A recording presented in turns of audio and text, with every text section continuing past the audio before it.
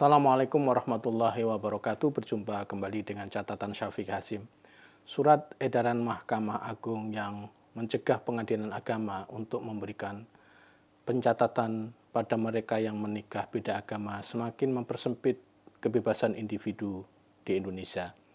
Ini sekaligus memberikan gambaran bahwa lembaga-lembaga pencatatan nikah sudah masuk dan menjadi lembaga penentu pernikahan.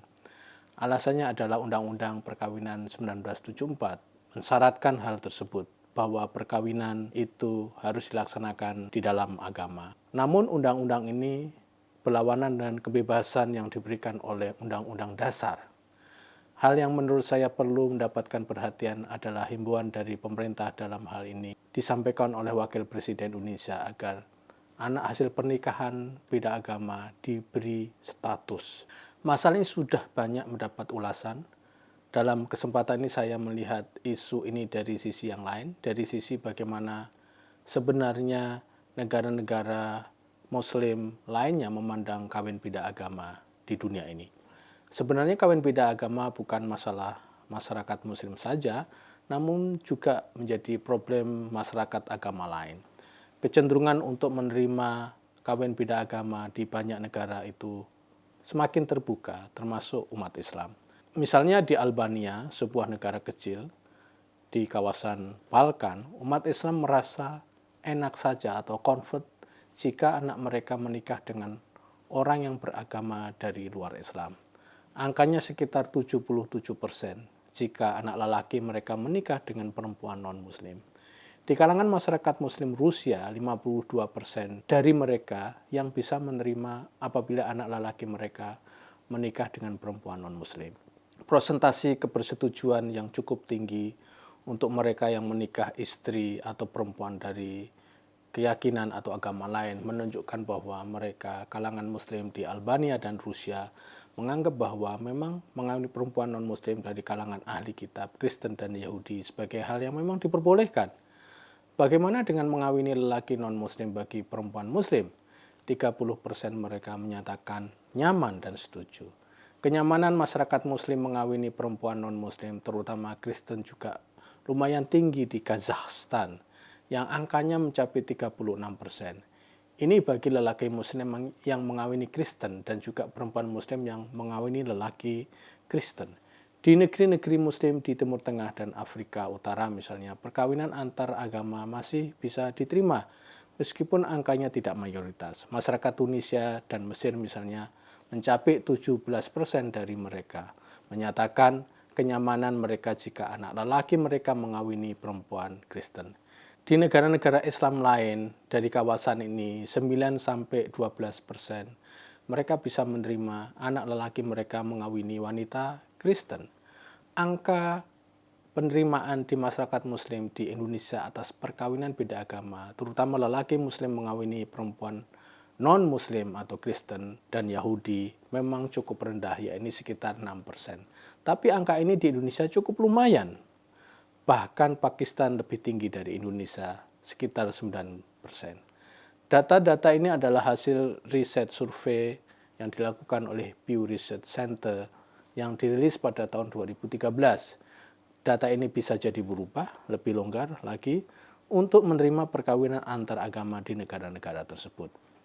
Apa yang ingin saya katakan di sini, kenapa negeri kita sekarang seolah-olah setback dalam masalah ini? Jika alasannya Undang-Undang 1974 yang mengharuskan perkawinan dalam sistem keyakinan dan agama yang sama, mengapa sejak tahun itu praktek perkawinan campur terus berjalan dan mendapat jalan lewat pencatatan sipil? Hal ini terjadi karena pada dasarnya Undang-Undang Dasar kita tidak menentang perkawinan antar agama. Jika bercermin pada negara-negara yang saya sebutkan di atas, maka rata-rata mereka bisa melakukan perkawinan campur tanpa mendapat hambatan dari negara. Di Jordan, aturan yang diberlakukan adalah seorang lelaki Muslim boleh menikah dengan perempuan non-Muslim. Meskipun untuk perempuan belum bisa mengawini lelaki non-Muslim, namun jelas Jordania lebih longgar dibandingkan dengan Indonesia. Di Mesir, menurut konstitusi mereka, seorang lelaki Muslim dibolehkan mengawini perempuan non-Muslim. Lelaki non-Muslim tetap masih tidak dibolehkan untuk menikahi perempuan Muslim. Sekali lagi, aturan ini juga lebih longgar dibandingkan aturan di Indonesia yang sekarang. Di Uni Emirat Arab, di dalam konstitusi mereka, perkawinan antara lelaki muslim dan perempuan ahlul kitab itu masih harus dilaksanakan dalam kerangka perkawinan syariah. Artinya mereka boleh melakukan perkawinan ini di pengadilan syariah. Di banyak kasus di negeri Islam memang memiliki cara pandang seperti itu. Nampaknya mereka mengikuti Al-Quran yang secara literal membolehkan lelaki muslim mengawini perempuan non-muslim. Bahkan kita tidak heran jika banyak bangsawan dan politisi besar di Timur Tengah yang berpasangan dengan istri yang berbeda keyakinan dan agama. Lalu cara pikir Indonesia ini mengikuti siapa? Mengapa Indonesia yang bukan negeri Islam memiliki aturan yang melebihi aturan yang terjadi di negara-negara Islam yang sebenarnya soal kawin beda agama ini? Ini adalah hal yang aneh bagi Indonesia. Dalam beberapa dan banyak hal Indonesia lebih terbuka dan moderat, misalnya dari bidang politik, namun Indonesia justru lebih konservatif dalam hal yang bersifat pilihan pribadi. Kenapa kita tidak mengambil prinsip bahwa negara melayani saja apa pilihan warga negaranya untuk hal-hal yang bersifat pribadi seperti perkawinan.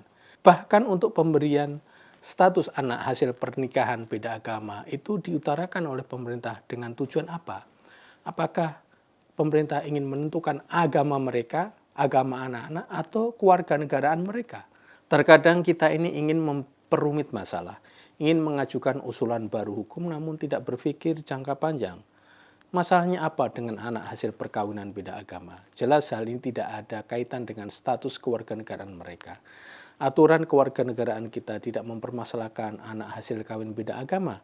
Mereka tetap warga negara Indonesia jika mereka lahir dan hidup di Indonesia sampai umur tertentu.